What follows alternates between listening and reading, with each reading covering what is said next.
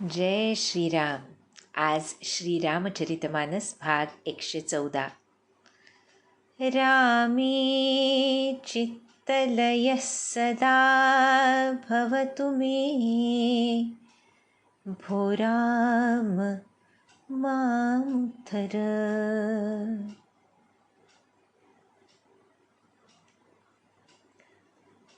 चित्तलय प्रभूंच्या चरणी होण्यासाठी आणि त्यांनी उद्धार करावा अशी जी प्रार्थना आपण केली, ते साधण्यासाठी जे प्रभूंचं नाम सद्गुरूंनी हनुमंतांनी जगताला दिलं, ते नाम ही एकमेव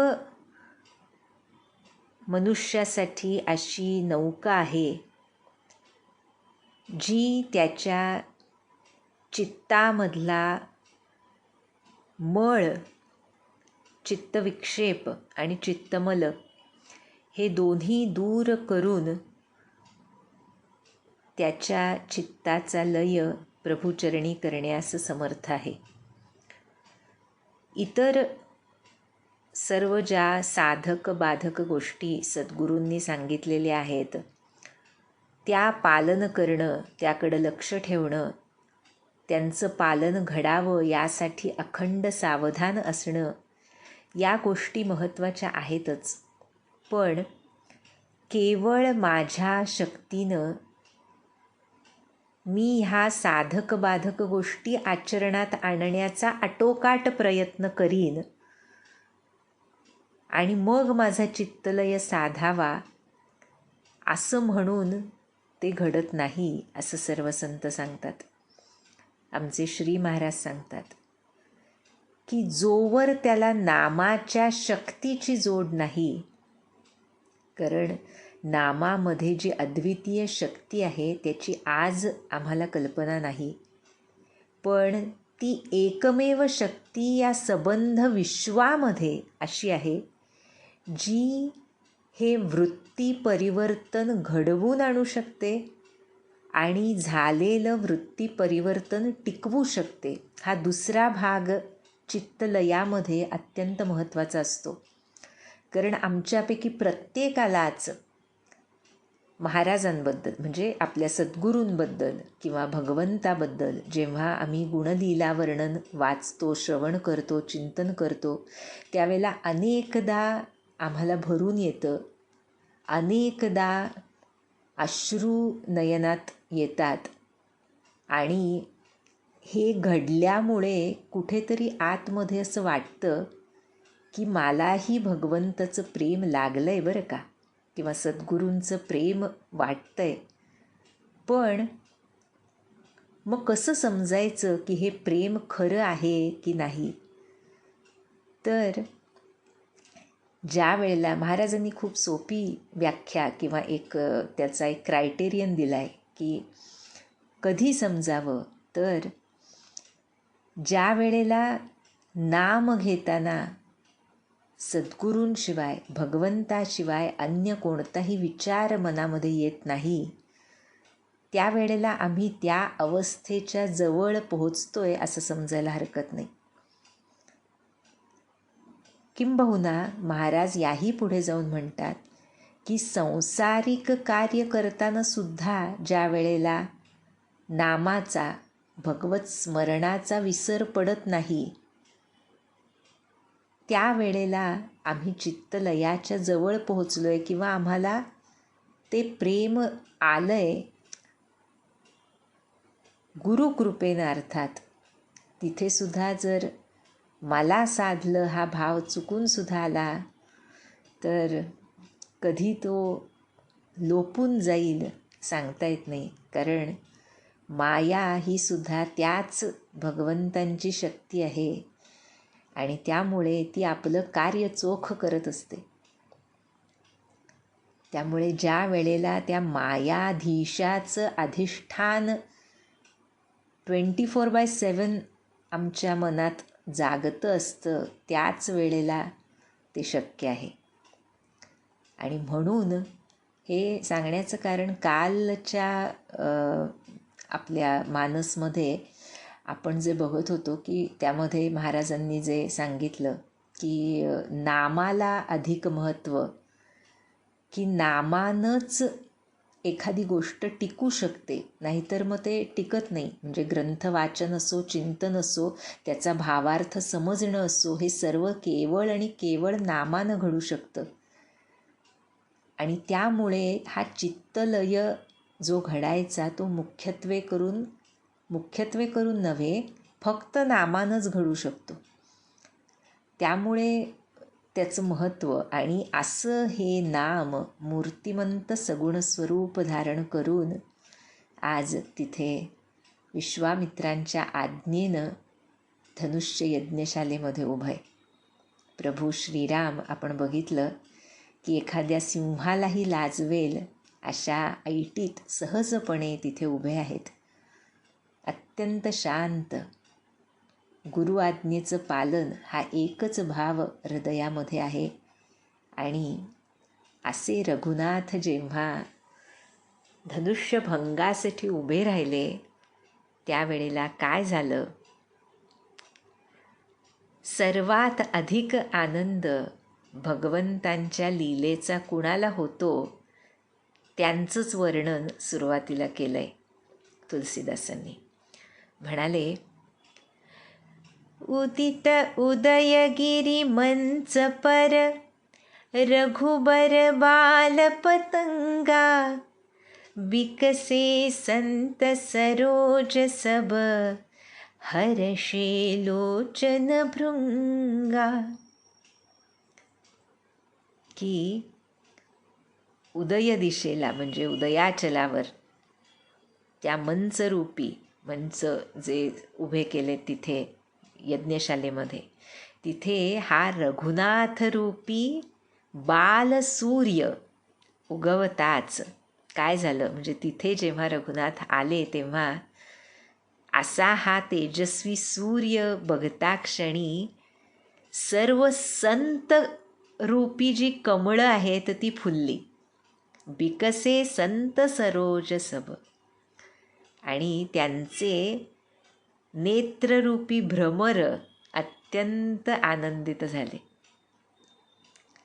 संत आणि भगवंत ही जोडी सदोदित बरोबर नांदते. संत आहेत आणि भगवंत नाहीत हे शक्य नाही, आणि भगवंत आहेत तिथं संत नाहीत हे शक्य नाही. त्यामुळे ही संत भगवंतांना रूपक दिलं आहे तुलसीदासांनी, की संत ही कमळं आहेत आणि रघुनाथ हे बालसूर्य आहेत. त्यामुळे ती कमळं फुलली, अत्यंत आनंदित झाली. आणि बाकीच्यांचं काय झालं तर, नृपन केरी आसानी सिनासी, बचन नखत अवलीन प्रकाशी, मानी महीप कुमुद सकुचाने, कपटी भूप उलूक लुकानी.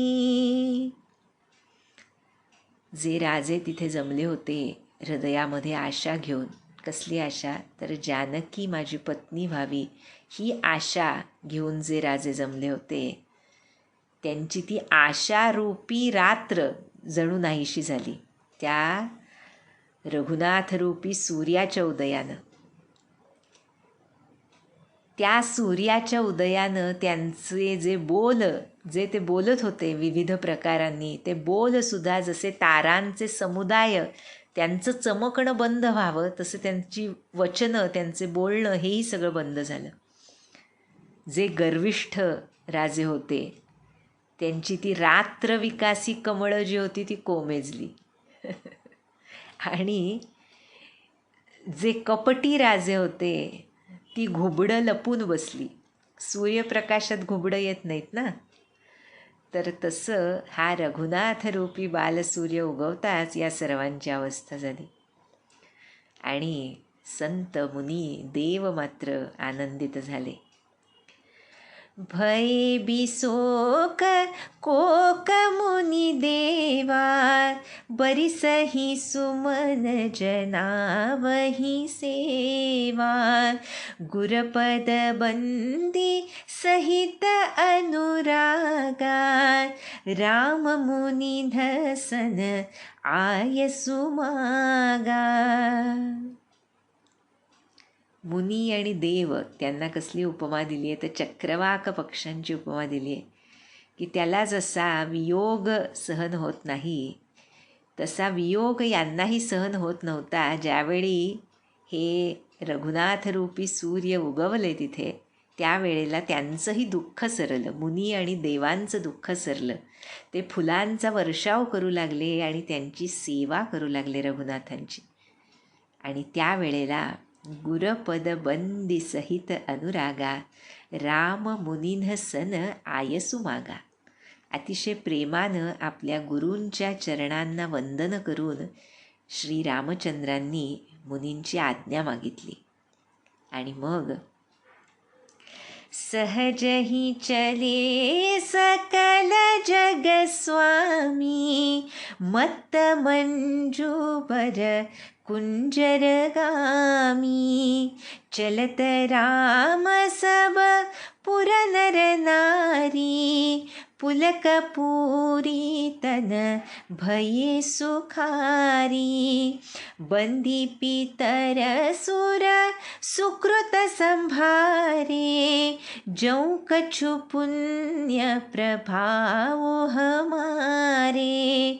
तौ शिवधनु मृणाल की नाई, तोरहु राम गणेश गोसाई. काय गोड भाव आहे. तुलसीदास सांगतायत, आता काय झालं, आज्ञा जेव्हा मुनींनी दिली तेव्हा सकल जगस्वामी, सबंध जगताचे स्वामी असे श्रीराम अतिशय मस्त आणि श्रेष्ठ असा, जो हत्ती जसा डौलदार चालीनं चालतो तसे निघाले. श्रीराम निघताच नगरातले सर्व स्त्री पुरुष अतिशय सुखावले आणि रोमांचित झाले. आणि त्यांनी काय केलं तर आपले जे पितर आहेत त्यांना, देवांना वंदन केलं. काय निरागस भाव आहे पहा.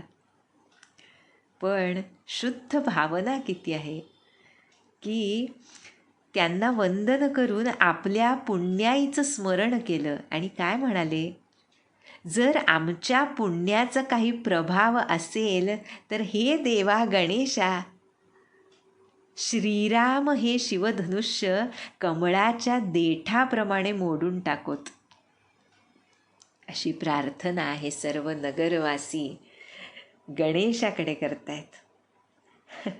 आणि मग कसं आहे पहा, प्रत्यक्ष प्रभू श्रीराम आहेत तिथे, पण कितींना त्यांचं निजस्वरूप समजू शकतं. किती अवघड आहे पहा. त्यांनी केलेल्या पराक्रमानंतर सुद्धा, अहल्या उद्धारानंतर सुद्धा अशा अनेक घटना घडून गेल्या होत्या की, पण तरीसुद्धा त्यांचं निजस्वरूप प्रत्येकाला समजत नव्हतं. आणि त्यातून ह्या प्रार्थना प्रत्येकाला का, आमच्या जनकनंदिनीला सुद्धा मनामध्ये कुठेतरी आशंका निर्माण झाली. त्याचं वर्णन पुढे येईल. त्याच्या अगोदर त्या जनकनंदिनीची माता, जिची ही सीता अत्यंत लाडकी कन्या आहे, अशी माता सुनयना, तिची काय अवस्था झाली याचं सुंदर वर्णन केलं आहे. म्हणाले, राम ही प्रेम समेत लखी, सखिन समीप बोलाई. सीता मातु स्नेह बस, बचन कहई बिलखाई. तिचा वात्सल्य भाव सुनयना मातेचा रामांना बघितल्यापासून उदयाला आला होता. वात्सल्यानं भरून गेली होती ती. किशोरावस्थेतले कुमार होते श्रीराम. त्यामुळे ही सीतेची माता रामांना वात्सल्यानं बघतीये आणि आपल्या सख्यांना जवळ बोलावून अतिशय प्रेमानं सद्गदित होऊन म्हणतीये. काय म्हणतीये? सखी सब कौतुक देख निहारे, जेऊ कहावत हितु हमारे, कौन बुझाई कहई गुर पाही, ए बालक सी हठ भले नाही, रावण बाण छुआ नहीं चापा, हारे सकल भूप करी दापा, सोधनुराज कुंवर कर देही, बाल मराल की मंदर लेही, भूप सयानप सकल सिरानी, सखी विधि गति कछु जाति न जानी, बोली चतुर सखी मृदुबानी, तेजवंत लखु गनियन रानी. म्हणतीये राणी सुनयना की हे सखी, हे सगळे आमचे हितचिंतक म्हणवतात, पण केवळ सगळे मजा बघणारे आहेत. किती हृदयामध्ये तिच्या दाह झालाय पहा. जे काही घडून गेलं होतं सर्व राजांच्या बाबतीत आणि आपल्या सीतेची स्थिती बघून तिला सहन होत नाहीये. त्यामुळे म्हणतीये की कुणी विश्वामित्रानं समजावून का सांगत नाही की श्रीराम लहान आहेत अजून, त्यांच्यासाठी असा आग्रह धरणं बरोबर नाही. जिथं म्हणते रावण बाणासुरासारखे धनुष्याला स्पर्श सुद्धा करू शकले नाहीत आणि सर्व एवढे पराक्रमी राजे ज्यांनी त्या धनुष्यापुढं हात टेकले, असं हे शिवधनुष्य ह्या सुकुमार कोवळ्या राजकुमाराच्या हातात देत आहेत. म्हणतीये बाल मराल की मंदरलेही, बाल हंस असल्यासारखं रूप आहे त्यांचं, ते मंदराचल उचलू शकतील का? पुढे म्हणते भूप सयानप सकल सिरानी. जे सर्व पत्नी कधी ना कधी आपल्या पतींना म्हणतात तसं की ज्ञानी आहेत ना महाराज, जनक महाराज ज्ञानी आहेत, त्यांचं सगळं शहाणपण, त्यांचं जे ज्ञान आहे ते संपलंय असं वाटतंय. हे सखी, काय विधात्याची गती आहे काही कळत नाही, असं म्हणून शेवटी राणी गप्प बसली. पण तेव्हा एक चतुर सखी तिथं होती. ती अतिशय कोमल वाणीनं म्हणाली, तेजवंत लघु गनीय न राणी. जो तेजस्वी असतो त्याला हे राणी कधीही लहान समजू नये. आणि ती चतुर सखी उदाहरण देते. काय तर, कह कुंभज कह सिंधु अपारा, सोषेउ सुजसु सकल संसारा, रवि मंडल देखत लघु लागा, उदयता सुति भुवन तम भागा. कुंभज ऋषी, अगस्ती ऋषींचं नाव आहे ना. कुंभज म्हणजे ते कुंभामधून, घटामधून त्यांचा जन्म म्हणजे ते उत्पन्न झाले तसं म्हटलं जातं. तर घटातून उत्पन्न झालेले मुनी अगस्ती कुठं आणि अपार समुद्र कुठं, पण त्यांनी तो अपार समुद्र शोषून टाकला ना. त्यामुळे त्यांची कीर्ती सबंध विश्वात पसरली आहे. अगं राणी, सूर्यमंडळ दिसायला लहान दिसतं, पण त्याचा उदय झाला की तिन्ही लोकांचा अंधकार पळून जातो, हे तू का विसरतेस? आणि पुढे एक अतिशय सुंदर उदाहरण देते बरं तीच सखी. तुलसीदास ठाई ठाई नामाचं महत्त्व सांगायला विसरत नाहीत, कारण सबंध चरित्रामध्ये सगळ्यात महत्त्वाचं जे अंतरी बाणलं पाहिजे तर जे असेल ते म्हणजे श्रीरामांचं नाम. त्यामुळे म्हणते, मंत्र परम लघुजा सुबस, विधि हरिहर सुर सर्बा, महामत्त गजराज कहूँ, बस कर अंकुश खरबा. म्हणते सर्व देव ब्रह्मा विष्णू शिव ज्याच्या अधीन असतात तो मंत्र अगदी छोटा असतो. म्हणजेच सर्व देव हे त्या नामाच्या अधीन आहेत असं म्हटलंय. ते नाम किती छोटं असतं, पण एवढ्या मोठमोठ्या देवांना सुद्धा ते ताब्यात ठेवू शकतं, त्यांना वश करू शकतं. पुढे म्हणते एवढा महान गजराज, मोठा हत्ती, त्याला एवढासा अंकुश ताब्यात ठेवतो. आणि पुढे म्हणते कामकुसुम धनु सायक लीधे, सकल भुवन अपने बस कीधे, देबित जिय संसऊ अस जानी, भंजब धनुषु राम सुनु रानी. राणी घाबरू नकोस. अगं कामदेवानं फुलांच्या धनुष्यानं सर्व लोकांना वश करून ठेवलं नाही का? हे जाण आणि सर्व संशय सोडून दे. श्रीरामचंद्र धनुष्य नक्कीच मोडतील. भंजब धनुषु राम सुनु रानी. आणि हे ऐकल्यावर सुनैना मातेला जरा बरं वाटलं.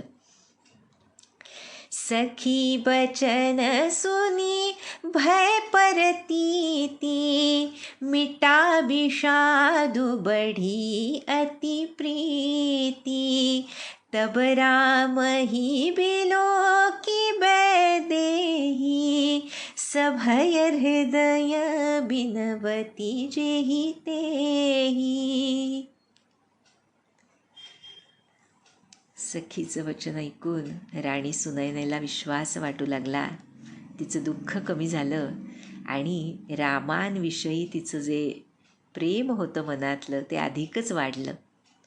पण त्याच वेळी काय घडलं अजून तर श्रीरामांना बघून सीता अतिशय बावरलेल्या मनानं ज्या त्या देवांची विनवणी करू लागली. सभय हृदय बिनवती जेही तेही.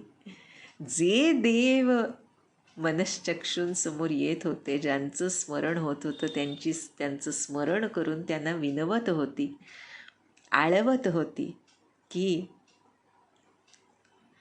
मन ही मन मनाव अकुलानी, हो प्रसन्न महेश भवानी, करहु सफल आपनी सेवकाई, करिहि तु हरहु चाप गरुआई.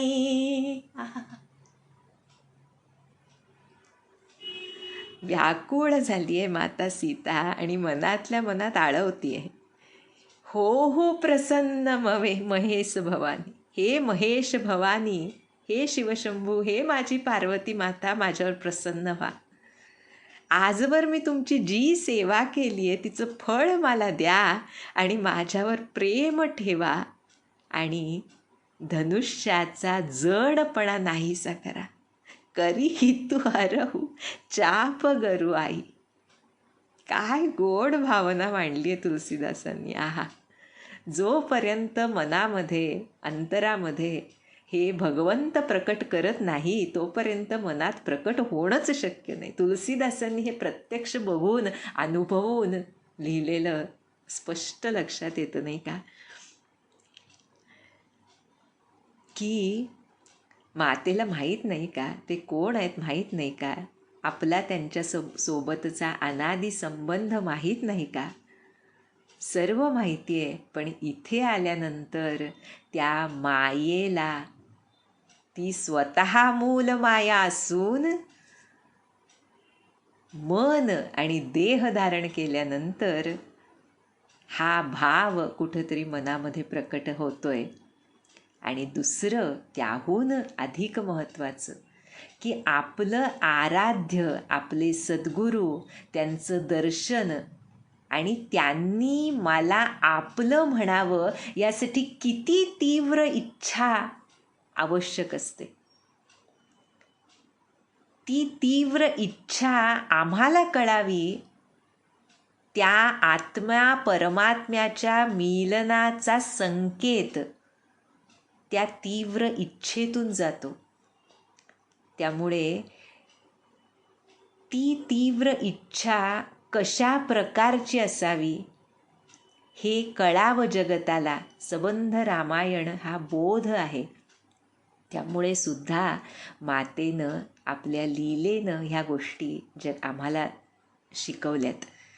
आणि पुढे म्हणते, ह्याच भावभावनांमध्ये सीतामाता म्हणते, गणनायक वरदायक देवा, आजु लगे कीन्हिउ तू सेवा, बार बार बिनती सुनी मोरी, करहु चाप गुरुता अति थोरी. आता गजाननाला विनवते, हे गणनायका, हे वरदायका गणेशा, मी आजच्या दिवसासाठीच तुमची सेवा केली होती. त्यामुळे मी वरचेवर विनंती करते, ऐका माझं आणि धनुष्याचा जडपणा कमी करून टाका. काय आहे पाहते शिवधनुष्य. असं हे शिवधनुष्य आमची माता सहजी उचलून खेळते त्याच्याबरोबर. आता ह्या सर्व भावभावनांचा कसा अर्थ लावायचा, नाही का? पण खरंच फार गोड की लीला करायची तर ती चोख वाटली पाहिजे. त्यामुळे सुद्धा हे सर्व वर्णन तुलसीदास करतायत आणि पुढे आपल्या आराध्याला विनवतीये, देखी देखी रघुबीर तन, सुरमनावधरी धीरा, भरे बिलोचन प्रेम जल, पुलकावली सरीरा. रघुनाथांकडे बघत बघत धीर धरून देवांची आळवणी करतीये, त्यांची आळवणी करतीये. तिच्या नेत्रात प्रेमाश्रू भरलेत, शरीर रोमांचित झालंय. आणि ह्यामध्येच अजून सीतामातेच्या मनामधल्या भावभावनांचं वर्णन तुलसीदास करतायत. कशी सीतामाता प्रभूंमध्ये अनुरक्त झाली आहे, त्यांचे गुणविशेष कसे तिच्या मनाला भावलेत आणि जो अनादी संबंध हृदयामध्ये प्रकटलाय तो कसा पूर्णत्वाला जावा अशी तीव्र इच्छा तिच्या मनामध्ये निर्माण झाली आहे. याचं अजून वर्णन तुलसीदास करतायत, ते आपण पुढच्या भागात बघूया. जानकी जीवन स्मरण. जय जय राम.